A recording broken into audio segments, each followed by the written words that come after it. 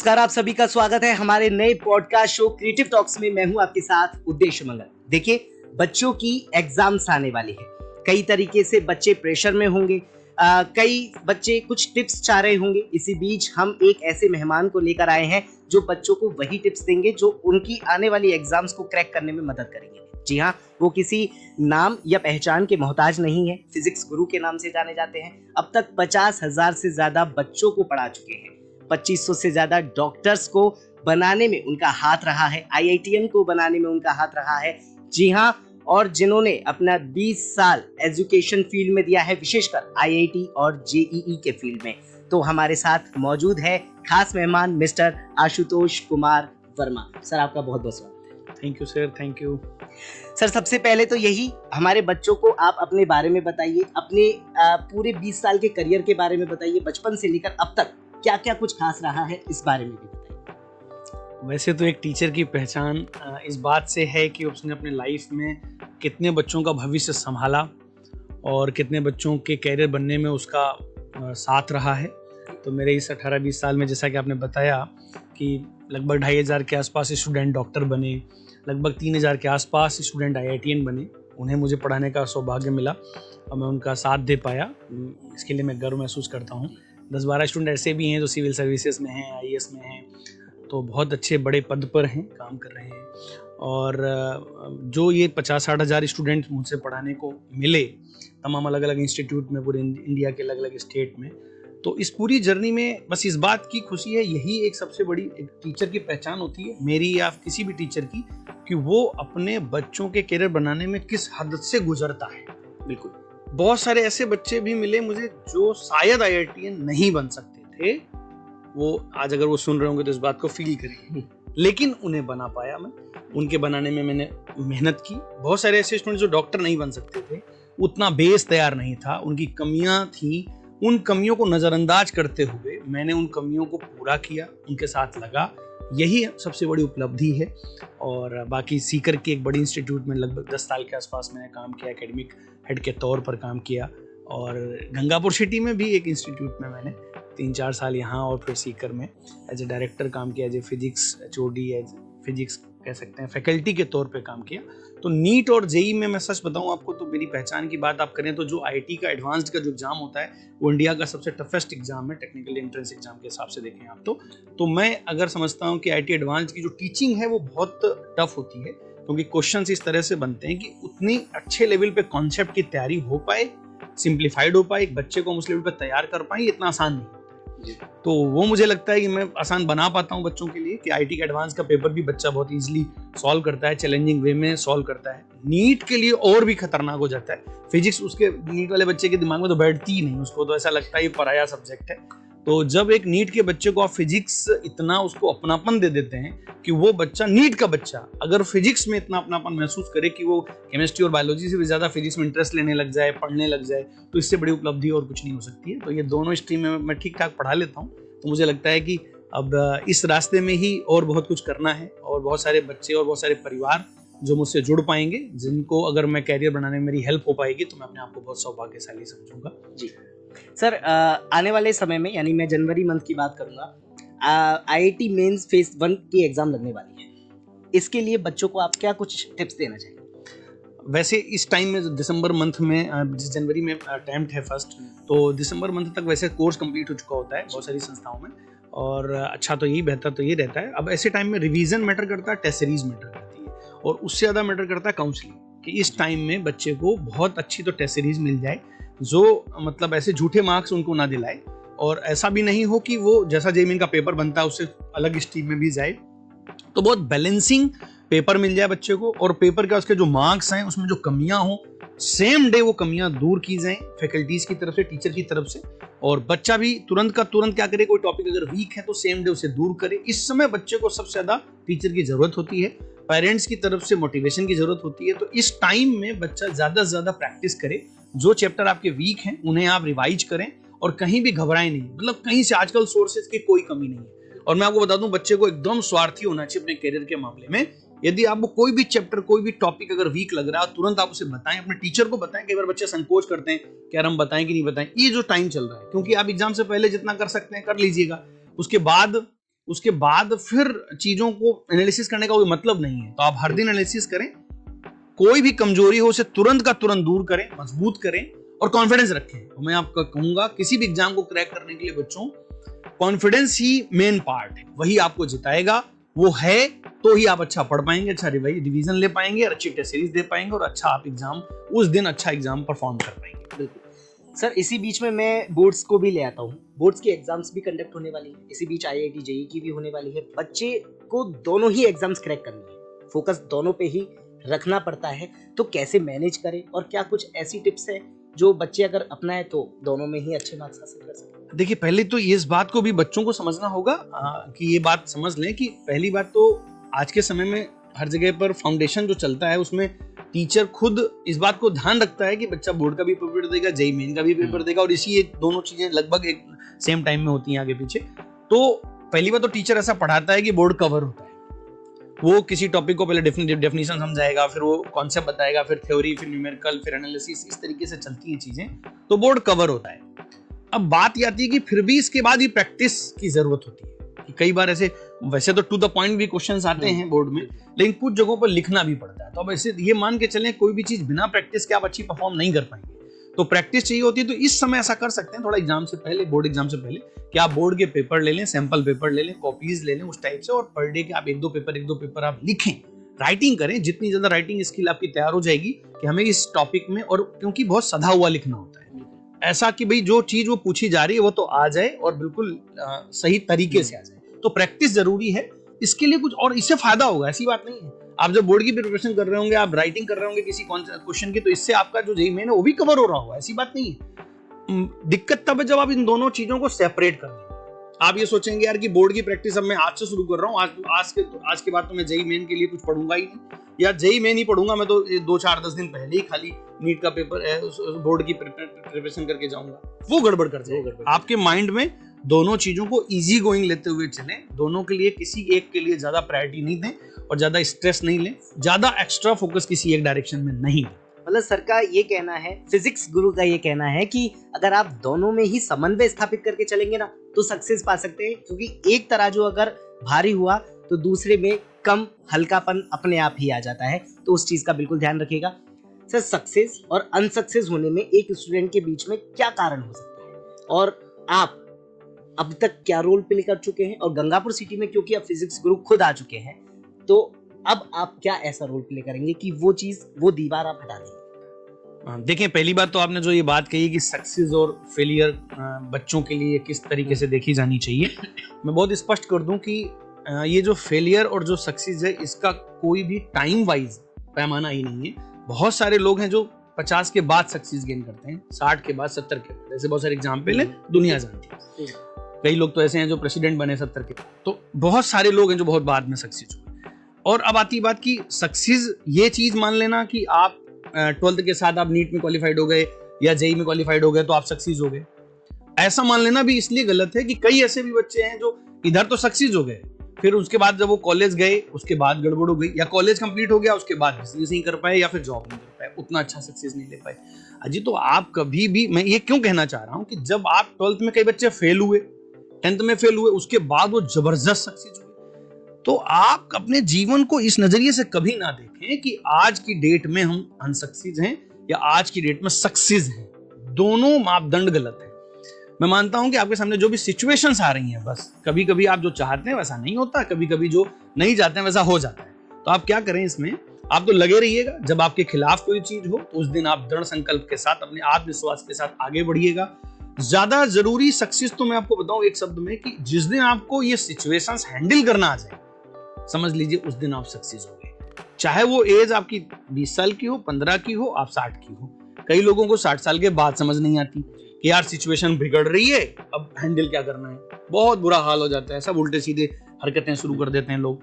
कई बार ये मैच्योरिटी 20-21 साल के बच्चे में भी आ जाती है। तो सक्सेस तो वो है जब आप आने वाली हर सिचुएशन को बहुत प्रॉपरली, काम डाउन होते हुए, एकदम शांत मन से उसे हैंडल कर पाते हैं, then you are just succeed person. उसी दिन, चाहे भले आपने फाइनेंशियली या सोशल वाइज एक बहुत बड़ी सक्सेस अचीव ना की। तो मेरा बस ये कहना है, जब भी कभी आप फेल हो तो उस दिन ये मान के चलें, आप मुस्कुराएं, आप ये कहें अच्छा नीट फेल हो गए क्या यार, ठीक है यार, एक बार ट्राई कर लिया था, चलो एक बार और ट्राई करते हैं, देखते हैं सेकंड अटेम्प्ट में शायद ऊपर वाले ने लिखा होगा, ये सोचना चाहिए। जेई मान लीजिएगा आपके हाथ से निकल ही गया, नहीं हो पा रहा है, तो आपको सोचना चाहिए कोई बात नहीं यार, हम बीएससी कर लेंगे, सिंपल बीटेक कर लेंगे, इसके बाद सिविल की प्रिपरेशन करेंगे, आईएएस बनेंगे, इंजीनियर से भी ऊपर का अपन कुछ ना कुछ हासिल कर ले जाएंगे, आईआईटी से बड़ा कुछ बन जाएंगे। तो आपको हमेशा एक नए अवसर की तरफ चलते रहना है, जीवन में ये सबसे इंपॉर्टेंट पार्ट है। जो बच्चे भी सुन रहे हैं, जो गार्जियन सुन रहे हैं, मुझे लगता है अगर ये चीज आप दिमाग में बैठा दें बच्चे को कि आपके साथ होने वाली हर घटना में कि अगर आप ईश्वर को मानते हैं तो उसका रोल है, और आप ये मान के चलें यदि उसका रोल है तो आपके साथ इतना गलत नहीं कर सकता है। बस वो देखना चाह रहा है कि आप क्या इस रास्ते से जा सकते हैं। आप बहुत खुशी खुशी कबूल करिए उस रास्ते को कि भाई ये रास्ता ऊपर वाले ने दिया है, हमें खुशी खुशी इसको एक्सेप्ट करना है और चलना है। फेलियर्स को भी बहुत मतलब कह सकते हैं पॉजिटिविटी के साथ आपको एक्सेप्ट करना चाहिए। देखिए फिर आपको सक्सेस कैसे मिलती है या जो आप चाहते हैं वो कैसे मिलता है। तो मेरा ऐसा मानना है प्लीज ऐसा कभी ना करें कि आज के दिन एक इंसान सक्सेस हो गया, ये भी गलत है, या आज के दिन कोई इंसान अनसक्सेस हो गया, वो फेल हो गया, ये मानना भी दोनों वर्ड जो है टाइम वाइज जी जस्टिफाइड नहीं। और जो दूसरी बात है कि मैं क्या करूंगा बच्चों के लिए, तो बस यही बच्चों को बहुत मजबूती देने का काम करूंगा, अच्छा पढ़ाने का काम करूंगा और दिमाग से मजबूत करने का काम करूंगा। बच्चे यदि मुझे ऐसा मौका देंगे, गार्जियन मौका देंगे, तो अपनी मेहनत में कोई कमी नहीं छोड़ूंगा। अपने अनुभवों से बच्चों का कैरियर बनाने में जो भी हद पार करनी होगी पार करेंगे। जी मैं उन बच्चों की तरफ जाना चाहूंगा जो 1 या 2 अटेम्प्ट देते हैं, फिर अपना कॉन्फिडेंस खो देते हैं और किसी और राह पर चले जाते हैं, चाहे वो गलत हो चाहे सही हो। मतलब सीधी सी बात यह है कि वो उस पथ से हट जाते हैं। उनके लिए आप क्या कहना चाहेंगे और उनको कैसे वापस लाया जाए, वो कॉन्फिडेंस बिल्डअप किया जाए? हाँ, ये बहुत अच्छा क्वेश्चन है आपका। देखिए कई बच्चों का जो ये कैरियर में डाइवर्जन जो आता है या गलत रास्ते पे चले जाते हैं, इसकी वजह है सुनी हुई बातें जिस तरीके से उनसे कही जाती हैं, चाहे वो परिवार के द्वारा कही जा रही हो, दोस्त के द्वारा कही जा रही हो। तो एक तरह की उनकी नेगेटिव काउंसलिंग हो रही है, तब वो ऐसा डिसीजन ले रहे हैं। तो इसका सलूशन सीधी सी बात है, जब शब्दों से एक बच्चे ने ये निर्णय लिया है तो शब्दों से ही वो निर्णय या तो बदल सकता है या वो इस रास्ते से जाने से बच सकता है। तो बेहतर से बेहतर काउंसलिंग बच्चे की होनी चाहिए, यह बात बच्चे को खुद समझनी चाहिए, गार्जियन समझनी चाहिए। यदि इसमें मैं कमी मानता हूँ गार्जियन की, यदि एक बच्चा इस डायरेक्शन में जा रहा है, वो थोड़ा सा डिप्रेशन में है, नेगेटिव माइंडसेट में जा रहा है, वो बहुत एनर्जाइज नहीं रहता है, और फिर भी गार्जियन अगर इस बात को ऑब्जर्व नहीं कर पा रहा है, वो अच्छी काउंसलिंग दिला नहीं पा रहा है, अच्छे टीचर्स के पास नहीं ले जा पा रहा है, तो ये वहाँ एक छोटी सी कमी रह जाती है। तो मेरा सुझाव ये है, इसमें ज़्यादा से ज़्यादा अच्छी से अच्छी काउंसलिंग करवाएं, और थोड़ा भी बच्चे में डिप्रेशन दिखे, ऐसा लगे कि बच्चा उतना एनर्जाइज नहीं रह पा रहा है, तो आप अच्छे से टीचर से मिलवाएं जो बेहतर काउंसलिंग कर सकते हैं। और इसमें ज़रूरी हो जाता है कि काउंसलिंग करने वाला भी इंसान उतना पोटेंशियल का हो, उतना एक्सपीरियंस्ड हो, जो उसे सही डायरेक्शन दे सके, उसे उन प्रश्नों का आंसर दे सके जो उसके दिमाग के अंदर चले। ये भी बहुत इंपॉर्टेंट है। हर इंसान के अंदर एक अलग अलग तरीके के दिमाग में क्वेश्चंस होते हैं जिस वजह से वो डिसीजन ले रहा होता है। तो वो आप जितना एक्सपीरियंस्ड इंसान से आप मिलवाएंगे, काउंसलिंग कराएंगे, मुझे लगता है बच्चे का करियर बचने में और सही बनाने में दोनों में बड़ा अच्छा रोल प्ले करेगा। Counselling is the best solution. क्या गंगापुर सिटी के बच्चे सर के पास आ सकते हैं? हाँ, बिल्कुल आ सकते हैं। 24 आवर्स आ सकते हैं, किसी भी टाइम आ सकते हैं। मैं पूरा अवेलेबल रहूंगा, ऐसी बात नहीं है। और जो है अभी क्रिएटिव साइंस इंस्टीट्यूट CSI का जो है हमारा ऑफिस है सैनिक नगर में, वहाँ मैं अवेलेबल रहूंगा। और वो बात अलग है जिस क्लास में हूँ तो थोड़ा वेट करना पड़ जाए, बाकी मैं बच्चों के लिए, गार्जियन के लिए बिल्कुल अवेलेबल रहूंगा जी। और तो अगर आपका बच्चा कहीं पे भी किसी भी प्रकार से डिप्रेशन फील कर रहा है तो कहीं ना कहीं उसको एक काउंसलर की आवश्यकता है, तो सर से आप सजेशन जरूर ले सकते हैं। क्यों सर? बिल्कुल सर, बिल्कुल ले सकते हैं। तो सर अभी मैं गंगापुर सिटी के बच्चों पर ही दोबारा आता हूँ। 12th पास करते हैं बच्चे, फिर घर वाले कहते हैं बेटा बाहर जाकर पढ़, और बच्चे जयपुर, कोटा, सीकर जैसे शहरों में चले जाते हैं जहाँ पर एक कोचिंग हब माना जाता है, एजुकेशन हब माना जाता है, और वहाँ पर जाकर बच्चे कई गलत फील्ड्स में भी चले जाते हैं। हमने एग्जाम्पल्स भी बहुत सारे देखे हैं। तो ऐसे बच्चों के लिए और ऐसे पेरेंट्स के लिए क्या वो बच्चों को बाहर जाने से रोके, या गंगापुर सिटी में वो ऑप्शन अवेलेबल आप करा देंगे? ऐसा कुछ बता दीजिए बच्चों को, या कोई एक उदाहरण दे दीजिए। देखिए ये बात एक नजरिए से तो सही भी है। जैसे मान लीजिए बहुत सारे ऐसे रीजन है, बहुत सारे एरिया हैं जहाँ पर बहुत अच्छी फैसिलिटीज नहीं है। बिल्कुल, जैसे एज्यूम करते हैं कि कोई एरिया ले लीजिए, आप टॉक एरिया ले लीजिएगा इस साइड का, या फिर भरतपुर एरिया, या थोड़ा सा ऐसा एरिया जहाँ बहुत अच्छी कोचिंग नहीं है, बहुत अच्छे टीचर नहीं है। तो मैं क्यों कहूँगा कि वहाँ के बच्चे तो वहीं पढ़ें, चाहे भले अच्छी शिक्षा नहीं हो। पहली बात, जाना भी चाहिए। सीकर जाना चाहिए, कोटा जाना चाहिए, जहाँ अच्छी टीचिंग मिल सके, गंगापुर सिटी भी आना चाहिए। लेकिन यदि अब होता क्या है, जब हम बाहर जाते हैं, चाहे को पहले कोटा जाते थे बच्चे, अब तो खैर इतना कोटा नहीं मूव कर रहे हैं, लेकिन चाहे सीकर जाएं, लेकिन वो तब जाएं जब उनके पास व्यवस्था नहीं है। क्यों? उनको अपनी तैयारी के साथ साथ बहुत दूसरी और पैरेलल में लड़ाई लड़नी पड़ती है। अब भीलवाड़ा का बच्चा है, अच्छी कोचिंग नहीं है वहां पे, तो बच्चा वो सीकर आ रहा है, तो सीकर में मजबूरी में आ रहा है, और सीकर में आके मजबूरी में पढ़ाई करता है, और वहाँ अच्छी बेहतर कोचिंग मिलती है, बेहतर टीचर मिलते हैं, अच्छी बात है। लेकिन पैरेलल में एक और लड़ाई लड़नी पड़ती है, स्वास्थ्य की, बहुत सारे गंदे दोस्त कहीं ना मिल जाएं, कई बार बच्चे नशे की लत में लग जाते हैं, कई बार बहुत ज्यादा डाइवर्जन हो जाता है, तो बच्चियों के लिए भी और बच्चों के लिए, दोनों के लिए बहुत खतरनाक है, लड़ाइयां दो हो जाती हैं। लेकिन यदि आपके शहर में उस पोटेंशियल के टीचर हैं, कोचिंग है, तो फिर वो जो लड़ाई है ना पैरेलल की, वो खत्म हो जाती है, तो आपको फिर तो बिल्कुल नहीं जाना चाहिए। तो गंगापुर सिटी मुझे लग रहा है राजस्थान का ये शायद तीसरा, और बहुत जल्द शायद तीसरे नंबर पे तो पहुंच ही चुका है, लेकिन जल्दी से ये प्रोग्रेस कर रहा है। तो बहुत अच्छी बड़ी फैकल्टीज यहाँ गंगापुर सिटी में आ चुकी हैं, पढ़ा रही हैं। तो ये सौभाग्य की बात है यहाँ के बच्चों के लिए, गार्जियन के लिए, इनको क्यों बराबर की दूसरी लड़ाई लड़नी है। केवल पढ़ाई पे फोकस करें, घर के पास रहेंगे, अपने मम्मी पापा के कैरियर गाइडेंस में रहेंगे, उनके ध्यान में रह जाएंगे, तो बहुत अच्छी देख रेख हो जाएगी। बच्चा केवल एक ही डायरेक्शन में फोकस करता है। सर, सीसेट एग्जाम से रिलेटेड भी मैं एक क्वेश्चन पूछना चाहूंगा। मैं गंगापुर सिटी के बच्चों में देख रहा हूँ, एक बहुत बड़ा हल्ला मचा हुआ है कि भाई सीसेट एग्जाम होने वाली है, 3 से 4 हजार आई थिंक फॉर्म भर भी आ चुके हैं, और हो सकता है और भी ज्यादा भर जाए। तो सर, आप सीसेट एग्जाम के बारे में क्या कहना चाहेंगे, क्या है ये? वैसे तो ये डेटा 5-7 दिनों का ही है, जिसमें इतने फॉर्म भरे गए हैं।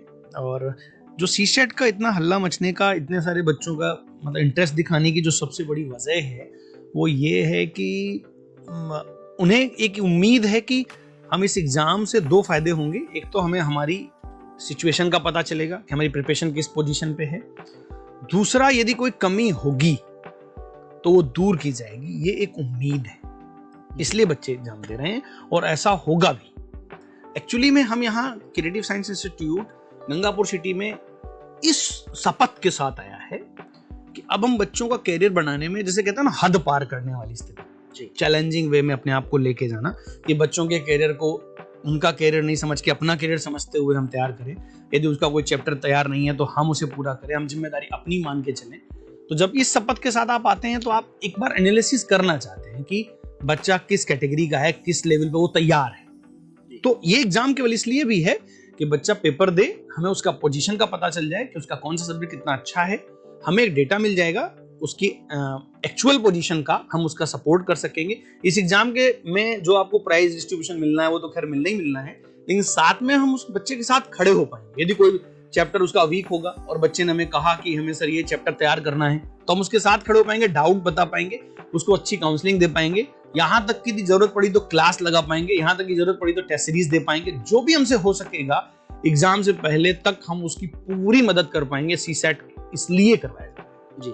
काफी लोग ये सोचते हैं कि सीसेट जैसी एग्जाम सिर्फ फीस कंसेशन के लिए होती है। नहीं, ऐसा बिल्कुल मोटिव नहीं है। जो बच्चा कहीं भी पढ़ रहा है, यदि उसको वहाँ बहुत अच्छी टीचिंग मिल रही है, बहुत अच्छा सेटिस्फैक्शन है, तो उसे अपने आप को एनालिसिस करने के लिए भले सीसेट एग्जाम दे देना चाहिए कि हमारी तैयारी वाकई में अच्छी है कि नहीं है। बाकी उसे फिर यदि उसको वहाँ अच्छी मिल रही है तो डिस्टर्ब क्यों होना, फिर बिल्कुल जरूरत नहीं है। तो ऐसा नहीं है कि केवल स्कॉलरशिप के लिए है एग्जाम, ये है कि यदि बच्चा लायक है, काबिल है, उसे आईआईटी बनना चाहिए, उसे डॉक्टर बनना चाहिए, तो उसे हम एक ऐसा प्लेटफॉर्म दें ताकि वो अपनी पोजीशन बताए, और यदि बहुत अच्छी है तो हम उसकी मदद कर पाए। जी, फिजिक्स गुरु से मैं जानना चाहूंगा कि उन्होंने गंगापुर सिटी को ही क्यों चुना? हाँ, ये थोड़ा सा आपका कॉम्प्लिकेटेड क्वेश्चन है। गंगापुर सिटी में असल में क्या है कि इंसान अपने पूरी जीवन में, मेरे जैसे 18-20 साल हो गए, 18-20 साल में 2 जगह मैंने बहुत समय दिया। एक सीकर में दिया लगभग 10 साल, गंगापुर सिटी में 2015-16 में भी मैं जुड़ा हुआ हूँ, फिर 20 से लगाकर 23 तक कोरोना टाइम में भी मैं यहाँ रहा हूँ। तो जब आप अपने जीवन का सबसे एनर्जाइज टाइम, सबसे पैशनेट टाइम, और जिसमें कहते हैं ना कि 24 घंटे में आप 18 घंटे काम कर रहे हो बच्चों के लिए, गार्जियन के विश्वास को जीतने के लिए, तो जब आप ऐसा समय कहीं गुजारते हो और मेहनत करते हो, फिर आपको कोई ऐसी चीज़ है जो ये क्वेश्चन मार्क लगा देती है कि क्या वाकई में आप में वो पोटेंशियल है, क्या आप चैलेंज लेकर एक बच्चे का करियर बना सकते हो, इस बात पे यदि क्वेश्चन लग जाए तो फिर इस क्वेश्चन को हटाने की जरूरत पड़ जाती है। इसलिए गंगापुर सिटी आया हूँ और चैलेंज के साथ आया हूँ कि बच्चों का करियर बनाऊंगा, और बस इस मन में बैठ गया है कि करियर बना करके अपने बच्चों से और गार्जियन से जब ये कहलवा दूंगा कि नहीं, उस शख्स में अच्छी पढ़ाने की कैपेसिटी है, ये तो बच्चा तय कर पाता है, और गार्जियन ये तय कर पाता है कि हमारे बच्चे की वास्तव में देख रेख शानदार हुई है। तो ये मन में जो एक थोड़ी सी बात नहीं कहते, लाइफ में कभी कभी कुछ चीजें चुभ जाती हैं, तो वो बस है कि बस वो आत्मसंतुष्टि हो जाएगी, वरना तो जॉब करने का या काम करने का पूरा इंडिया पड़ा हुआ था। तो गंगापुर सिटी है केवल एक मन में बस ठान लेना, इसमें फायदा गंगापुर सिटी के बच्चों का है, अभिभावकों का है। और साथ साथ एक और बड़ी बात कि गंगापुर सिटी का जो बच्चा है ना जी, वो वास्तव में बहुत मेहनती, टैलेंटेड है, इतनी मेहनती। यदि आपने कोई चीज पढ़ा दी ना एक बार ढंग से, तो फिर ये आप भूल जाइए कि वो लापरवाही करेगा। गार्जियन लापरवाही नहीं करने देता है। तो जहां इतना अच्छा बच्चा हो, मतलब अगर सही से मेहनत की गई तो ऑल इंडिया 100 के अंदर, ऑल इंडिया 10 के अंदर रैंक देने वाला बच्चा इस परिवेश में रहता है, पढ़ता है, तो फिर एक अच्छा टीचर, अच्छा बच्चा भी तो चाहता है। चलिए फिजिक्स गुरु से एक बात और जान लेते हैं, क्योंकि आपने ये तो बता ही दिया कि आप गंगापुर सिटी में क्यों आए और आपने गंगापुर सिटी क्यों चुना। अब सवाल ये कि आपने क्रिएटिव साइंस इंस्टीट्यूट को क्यों चुना, क्रिएटिव ग्रुप क्यों चुना? ये काफ़ी अलग क्वेश्चन है हालांकि। तो इसकी जो सबसे बड़ी वजह है, जीवन में इंसान जब बहुत अपने जीवन में बहुत सारे अनुभवों के साथ आगे बढ़ रहा होता है, तो उसको भी ऐसा लगता है कि लाइफ में ऐसे लोगों के साथ काम करे जहाँ वो ट्रस्ट को लेकर के बहुत आश्वस्त हो सके। तो क्रिएटिव साइंस ग्रुप के जो को फाउंडर हैं श्री दीपक राज जी, जब मैं इनसे मिला और जब बातचीत की, बहुत सारे बिंदुओं पर डिस्कशन हुआ। मैंने अपनी सिचुएशंस भी बताई कि सर मैंने इतनी मेहनत की है और ऐसी सी चीज़ें हैं। तो मेरी लाइफ में मैंने बहुत कम ऐसे लोग देखे जो ईश्वर को साक्षी मानते हुए अपने आप में इतने ईमानदार हों, इतने ऑनेस्ट हों और एथिकल हों, जिनके लिए बहुत कुछ कर गुजरने का मन करे। वो अंदर से वाइब्स आई कि यार अपन को मेहनत करनी चाहिए।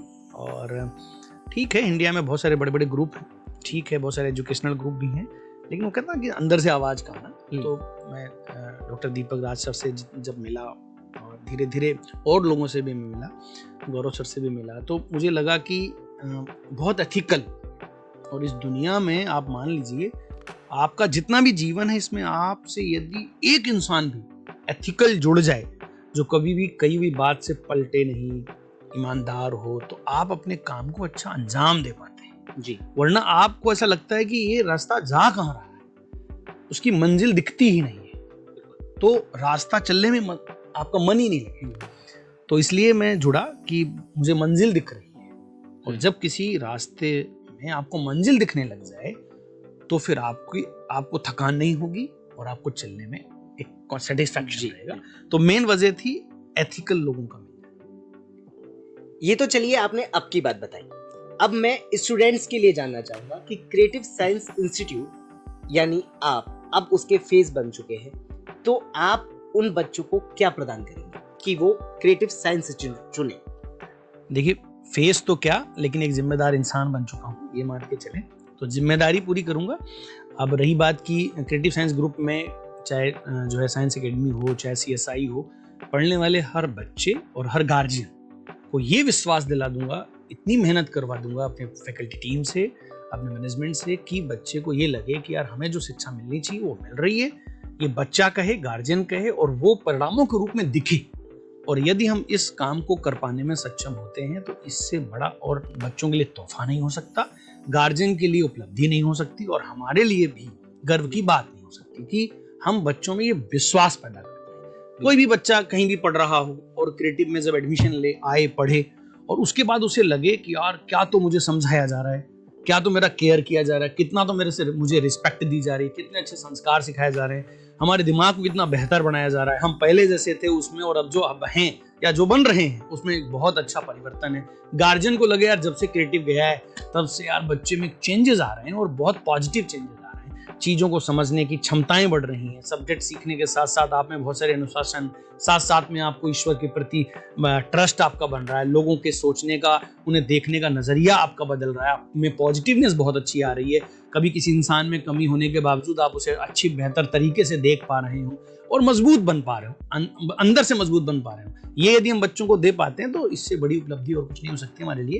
तो हम तो बस ये चाहेंगे, क्रिएटिव में जुड़ने का मतलब ये हुआ कि अब गार्जियन अस्वस्थ हो जाएगा कि यार हमने सही जगह एडमिशन कर दिया, अब हमारी जिम्मेदारी खत्म। जी। अब जिम्मेदारी आशुतोष जी की, जिम्मेदारी डॉक्टर दीपक राज सर की, जिम्मेदारी गौरव सर की, जिम्मेदारी उस हर शख्स की जो क्रिएटिव में काम कर रहा है, चाहे वो मैनेजमेंट का हो चाहे वो टीचिंग का हो।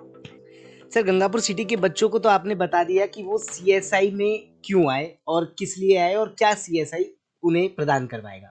सर आपके लिए एक बात छपी थी पेपर में कि इंडियाज मोस्ट बेस्ट फैकल्टी अब गंगापुर सिटी में पढ़ाने जा रही है, इस बारे में आप क्या कहना चाहेंगे? हाँ, ये बात बिल्कुल सही है कि गंगापुर सिटी में इंडिया की बेस्ट फैकल्टी टीम आ चुकी है और आने वाली भी है और पढ़ाएगी भी बच्चों को। क्योंकि देखिए, जब आप किसी शहर में चैलेंजिंग लेवल पे जब जाते हैं कि हम बच्चों का करियर बनाएंगे, सिलेक्शन कराएंगे, तो असल में किसी संस्था का मतलब ही यही है कि वहाँ की उनके पास बेस्ट फैकल्टी टीम है कि नहीं। जी। और ये इंडिया वर्ड मैंने इसलिए जोड़ दिया कि मैंने लगभग इतने 20 सालों में लगभग 250-300 फैकल्टीज के साथ काम किया हुआ है और बहुत सारी फैकल्टीज को मैं बहुत पर्सनली जानता हूँ, सब्जेक्ट जानता हूँ, किस फैकल्टी का कितना सब्जेक्ट है, किस लेवल पे है। तो बच्चों को बहुत अच्छी फैकल्टी टीम अगर मिल पाती है, वो पढ़ा पाती है, तो मुझे लगता है कि यह जो स्टेटमेंट है कि इंडिया की best faculty team Gangapur city पढ़ाएगी, वो पूरा होता है। तो बहुत सारे लोग जुड़ चुके हैं और बहुत पहले जुड़ चुके थे और आगे हम बस पूरी अपनी टीम को एक समय हमने निर्धारित किया ग्रह नक्षत्र के हिसाब से जो है हम बच्चों को, अभिभावकों को भी परिचित कराएंगे। लेकिन ये चैलेंज है कि हर बच्चा ये कहेगा कि हर फैकल्टी इस लेवल की है कि उन्हें तैयारी बहुत अच्छे लेवल पर कराएगी। तो जो स्टेटमेंट है ये बच्चे बोलेंगे, अभिभावक बोलेंगे। यानी अब गंगापुर सिटी के बच्चे आप पर विश्वास कर सकते हैं। यार अब तो क्या, पहले भी करते ही थे पहले भी करते ही थे और अभी भी करेंगे और आगे भी करते रहेंगे। जी। सर कई बार सिचुएशन ऐसी आ जाती है कि एक संस्था में अच्छे टीचर्स हैं, फैकल्टी है, लेकिन फिर भी वो रिजल्ट नहीं आ पाता है जो वो एक तरीके से एम करके बैठे हुए होते हैं, इस बारे में क्या कहेंगे? हाँ, बड़ा इंटरेस्टिंग क्वेश्चन है ये टीचर्स ज़्यादा इस बात को समझ सकते हैं कि जब कभी बहुत एक्सपीरियंस टीचर कहीं काम कर रहा होता है तो उसे अपने सब्जेक्ट पढ़ाने की अपनी स्ट्रैटेजी होती है, उसका अपना एक्सपीरियंस होता है। लेकिन फिर भी कई बार मैनेजमेंट उसे गाइड कर रहा होता है कि यार ये टॉपिक पहले लेना है, इसको इस लेवल पे लेना है। डिपेंड करता है कि वहाँ उसे सजेस्ट कौन कर रहा है, उसे कोऑर्डिनेट कौन कर रहा है। तो कई बार जब एक बहुत अच्छे टीचर को इस तरह की लाइनें दी जाती हैं कि इस चैप्टर को आप मात्र 10 दिन में खत्म कर दो। अब वो टीचर एक्सपीरियंस है, नॉलेजफुल है, लेकिन क्या हो सकता है जब आप मैनेजमेंट ने ये कह दिया कि आप इसको 20 दिन में खत्म कर दो, जो 2 महीने का चैप्टर है, जो टॉपिक है। अब आप समझ के देखें कि उस टीचर पे क्या गुजर है। आप इस नजरिए को देख कर देखें आप कि एक टीचर से कह दिया गया कि भाई आप तो ये चैप्टर आपको ऐसे ऊपर पढ़ाना है। कई ऐसे टीचर हैं वो ये समझते हैं कि जब आप इस तरीके से पढ़ाना है तो ठीक है, फिर वो अपनी स्ट्रेटजी बदलते हैं। तो वो टीचर तो वो रहा ही नहीं ना, तो वो बच्चों को वो चीज तो मिल ही नहीं रही है। तो कई बार ऐसा होता है कि उन टीचर्स को या अच्छी फैकल्टी को कई बार जो बच्चों के लिए पढ़ाने का जो तौर तरीका है, कंटेंट है, कैसे प्रैक्टिस करानी है, किस डेट का पेपर देना है, ये सब तो मैनेजमेंट गाइड करता है। और मैनेजमेंट अगर गाइड करने वाला इतना खुद एक्सपीरियंस्ड ना हो जो उसे अच्छे ढंग से बात को बता पाए और डिस्कशन कर पाए, तो फिर नुकसान तो ओवरऑल बच्चे का ही हो। तो इस वजह से वो अच्छी फैकल्टी होने के बावजूद वो उस संस्था में उस बच्चे का अच्छा रिजल्ट नहीं दे सकते। सर गंगापुर सिटी के बच्चे आपको फिजिक्स गुरु के नाम से तो जानेंगे, लेकिन आप एक मोटिवेशनल स्पीकर भी हैं और ये भी मैं जानना चाहता हूँ कि क्या टीचिंग लाइन के अलावा भी आपको कोई और शौक है जो बच्चे आपके बारे में जान सकें? नहीं, टीचिंग के अलावा मुझे और दूसरे कोई शौक नहीं है। मैं बढ़िया फिजिक्स पढ़ाता हूँ, इसके अलावा और कुछ नहीं आता है। हाँ, जरूर है, कभी कभी अच्छी कविताएं सुनता हूँ जी, और कभी कभी बच्चों को सुनाने को मिलता है कि तो सर आज एक हो जाए, वो बूस्ट होंगे तो सुना देता हूँ। एक हो जाए फिर आज। एक बड़ी अच्छी सी कविता है बच्चों के लिए, उन्हें इस तरीके की विचारधारा अपने मन में भी रखनी चाहिए कि दरिया हो या पहाड़ टकराना चाहिए, जब तक है सांस जिए जाना चाहिए, और वैसे तो कदम कदम पर हैं दीवारें, जब कोई ना हो तो खुद से उलझ जाना चाहिए। क्या बात है। तो ये वो लाइन है जो बच्चों को कहीं ना कहीं सक्सेस की राह पर पहुंचाएगी। ये थे मेरे साथ आशुतोष कुमार वर्मा, जो फिजिक्स गुरु के नाम से जानते हैं, जिन्हें जाना जाता है और अब वो सीएसआई में अपनी सेवाएं देंगे। और भी क्रिएटिव टॉक्स में ऐसी महान हस्तियां आती रहेंगी जो बच्चों के लिए और जनता के लिए हमेशा तत्पर रहेंगी। खैर, इस शो के बारे में आपका क्या कहना है, अपना जवाब हमारे कमेंट बॉक्स में जरूर दीजिएगा। इस वीडियो को लाइक कीजिए, शेयर कीजिए और बने रहिए क्रिएटिव टॉक्स के साथ। नमस्कार। Thank you.